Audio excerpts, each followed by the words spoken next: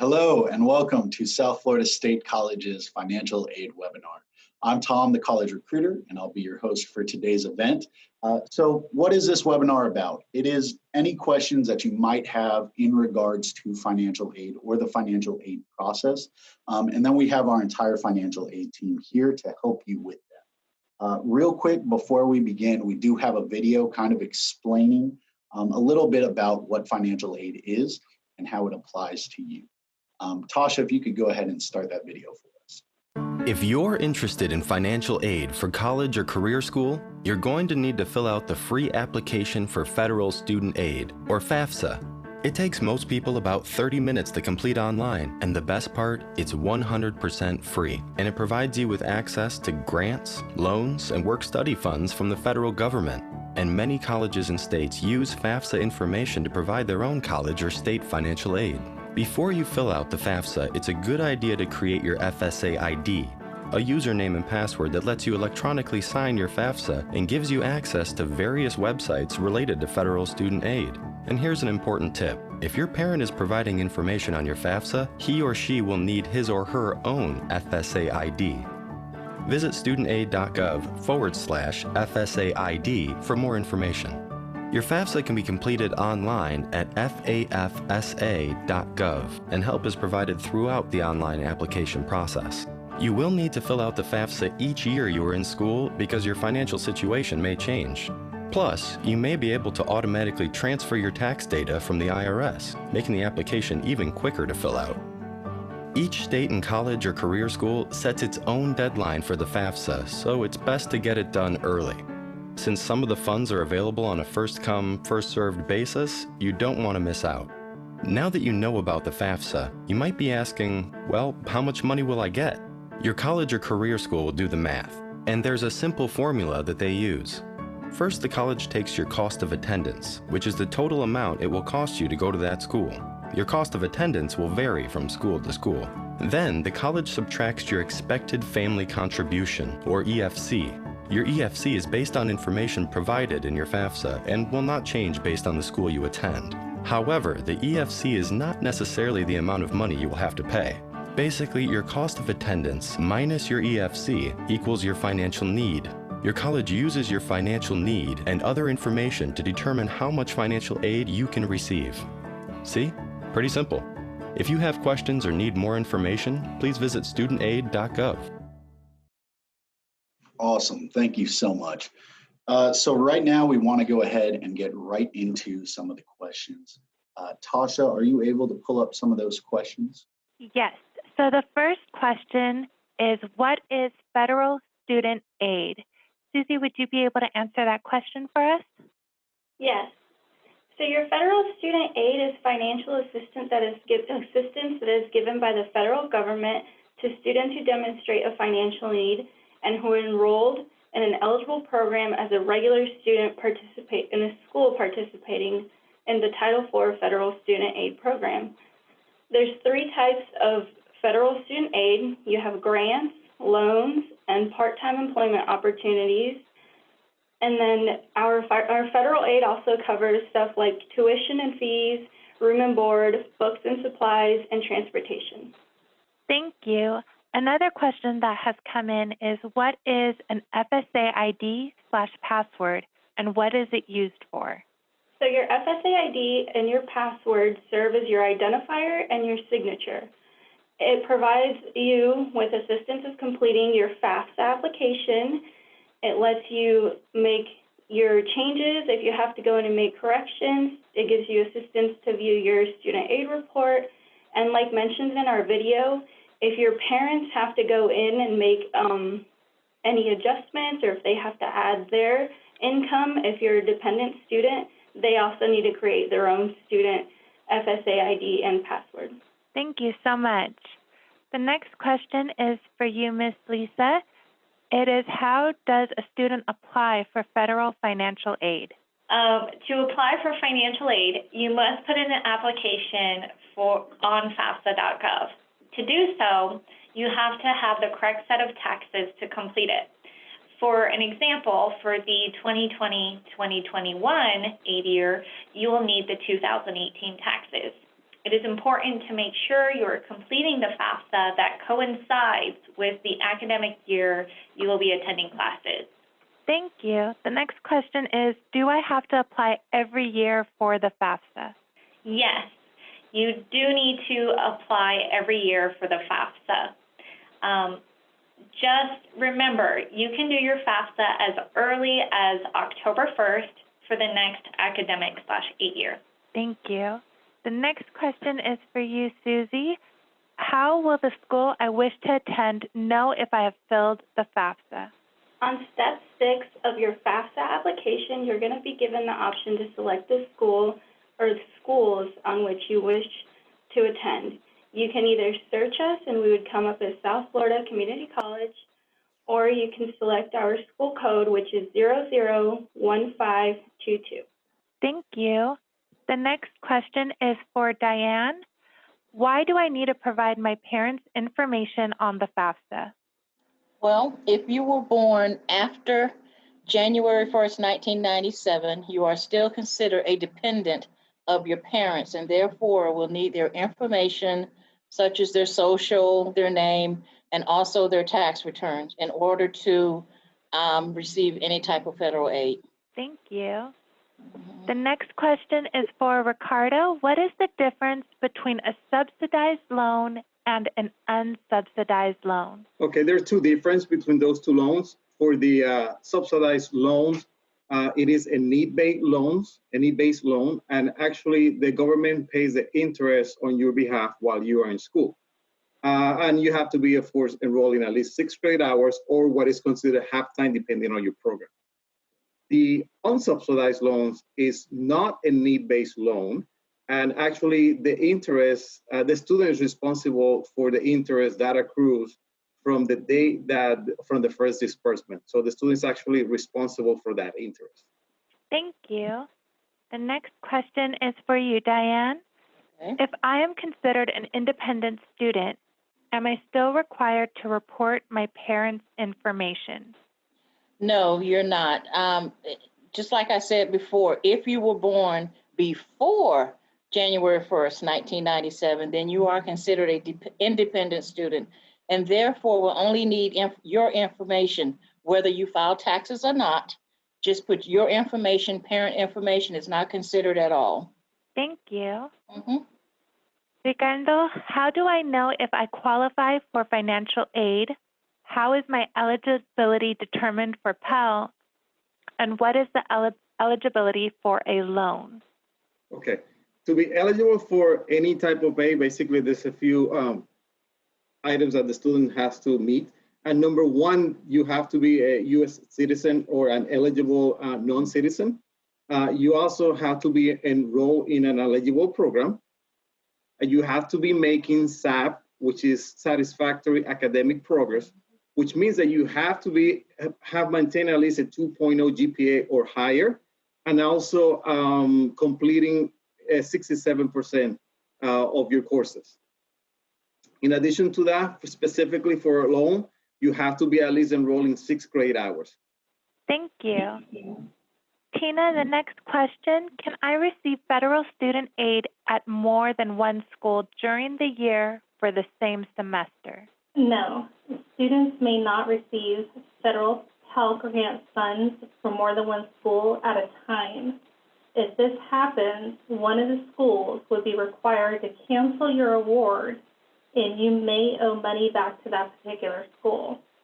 However, with that being said, you can receive Pell Grant funds from more than one school if it's not the same semester. For an example, you could attend a university in the fall and then decide you want to transfer to a different one in the spring. As long as it's not the same semester, you would be okay. Thank you. Lisa, will bad grades and withdrawing from classes affect my eligibility for financial aid? The short answer is yes. The long answer is your grades and withdrawing from a class affect what we call satisfactory academic progress, otherwise known as SAP. In order to continue receiving financial aid, federal or state aid, you must meet SAP standards. The basic SAP standards are you must have an overall 2.0 GPA and a 67% completion ratio. It's pretty self-explanatory that bad grades cause your GPA to drop, but with completion ratio, we look at the classes you attempted versus the classes you completed. So withdrawing from classes shows that you attempted a class but didn't complete it, causing your completion ratio to drop. Thank you. How do I apply for work study, and what jobs are available? There are a variety of jobs available on and off campus at South Florida State College for the work study program.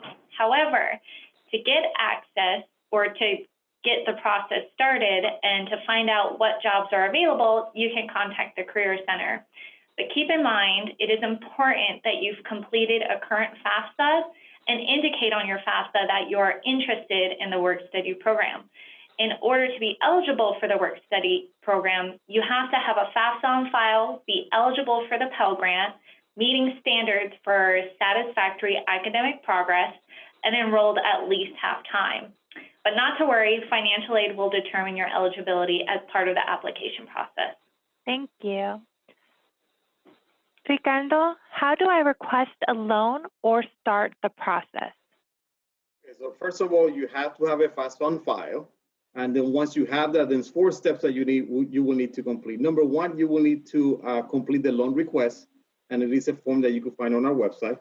Number 2, you will need to complete the entrance counseling. It is required for every first-time borrower to complete that. Number 3, you will need to complete the master promissory note.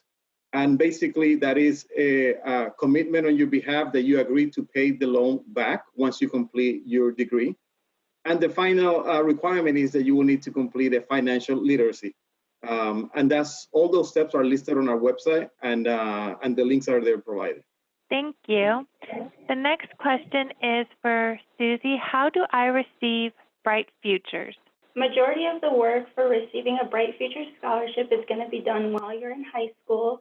You're probably going to be working hand in hand with your counselor on having specific requirements to each different Bright Futures scholarship. That could go from specific service hour amounts, or GPA, ACT, SAT, and PERT scores. Everything is different per scholarship. And then from there, once you have, you're also going to need to complete the Florida Financial Aid application online, and that needs to happen before graduating in August.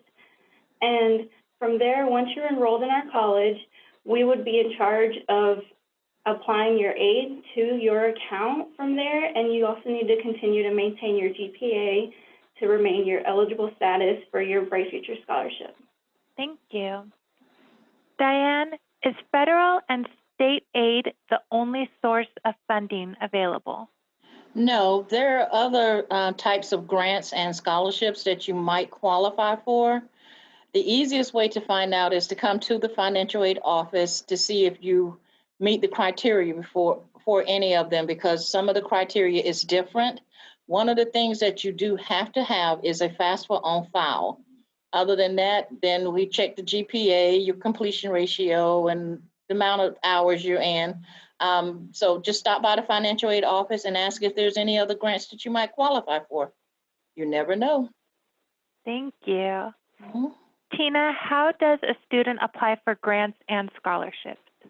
I'm just going to kind of reiterate what Diane just said. When you apply for the FAFSA, you are already being considered for additional grant funding. There's not an actual separate application. That's a common misconception. The information that you actually place on your FAFSA is information that we utilize to make that determination. But you're more than welcome to stop by the office so we can verify and see if you do qualify for any additional grants. As far as the scholarships go, within our website, we actually have what's called the Online Scholarship Manager.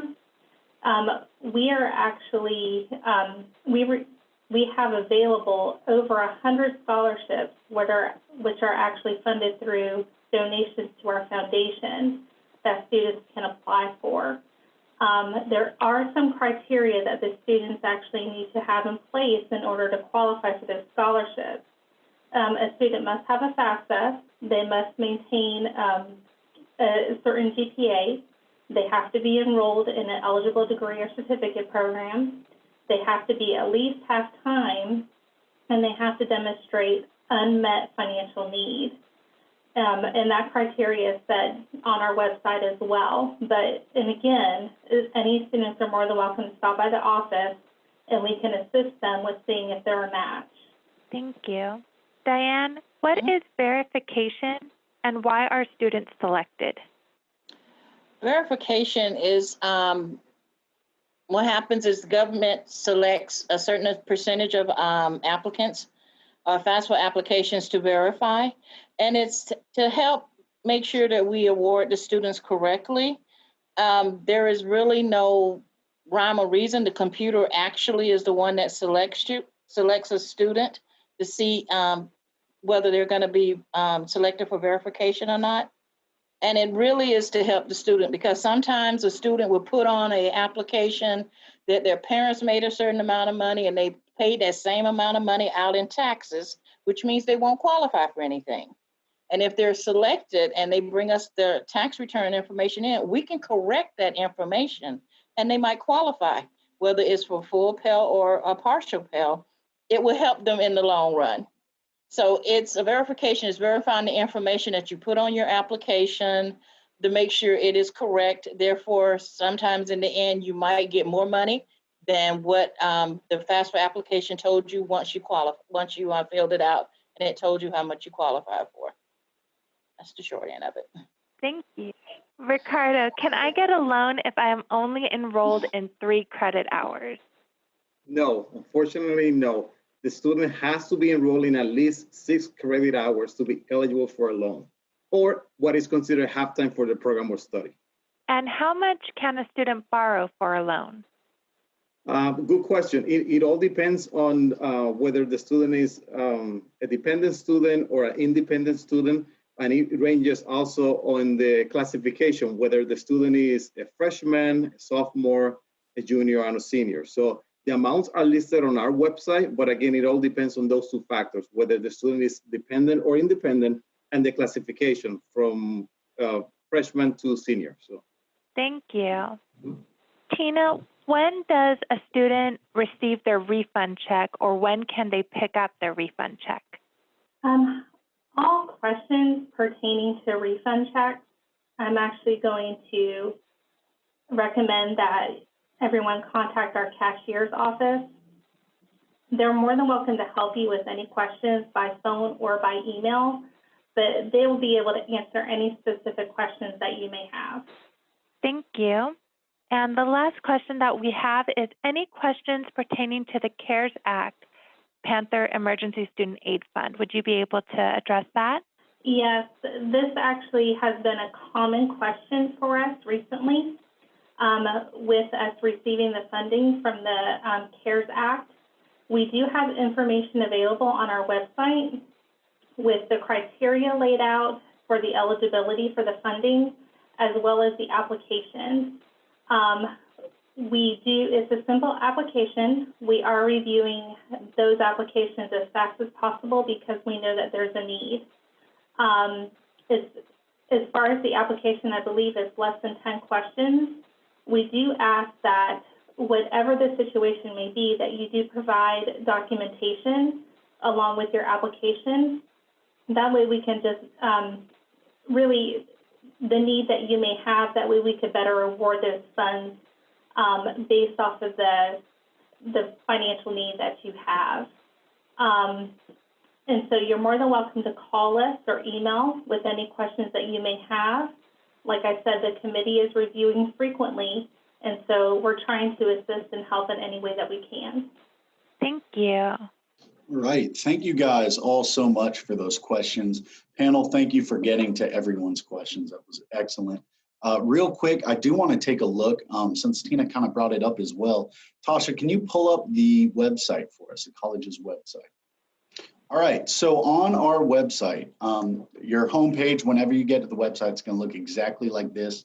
You'll see towards the bottom middle, right there, the Panther Emergency Student Aid Fund. Tasha, do you want to talk about that real quick? Sure. This is what Tina was speaking about in regards to the CARES Act. We have called it the Panther Emergency Student Aid Fund. And if you click on that banner, it actually takes you to the web page where you can find out more information as well as submitting an application. So all the instructions and contact information in reference to the Panther Emergency Student Aid Fund is right here on our college website, available for students. Awesome, thank you. And then when we go back to our home tab, there's one more thing I want to take notice of. On our website, right there, it's going to be in the same area. I think, yeah, there it is, our coronavirus information. If you wouldn't mind clicking that for me. Basically what this is, with COVID-19 going on right now, everything is pretty much up in the air. There's a lot of, and that's just nationwide, there's a lot of things that are tentative, a lot of things that are being pushed back. And if you're ever unsure what the college is doing in regards to COVID-19, that is where you would click, and here's where you will get information. And we're regularly posting updates and then dating the updates, so you can see how regularly or when the last update was. The other piece of information I do want to mention on here, if you'll notice in the top left where it says Student Services Contacts, you'll go ahead and click that for me, Tasha. Okay, no matter the question that you have, if you have a question at all in regards to anything at the college, their contact can be found right there. So you'll see admissions, advising, so on and so forth. Now, if you are unsure, let's say you have a really specific question and you're not sure what department it should go to, right there, College Recruiter, that is my contact. I'm not saying I have your answer. I don't know all the answers, but I know who that answer or who that question needs to go to. So please feel free, if you're not sure who to ask, feel free to reach out and I will get you in contact with the person that you need. And then at the very end of this video, if you'll stay tuned, we will have all of our contacts from the panel posted. So please feel free to reach out to any of us. Thank you again so much for spending some time with us. Thank you for tuning in. Again, panel, thank you so much for helping out. I hope everyone has a great day. Stay safe, and we'll see you later.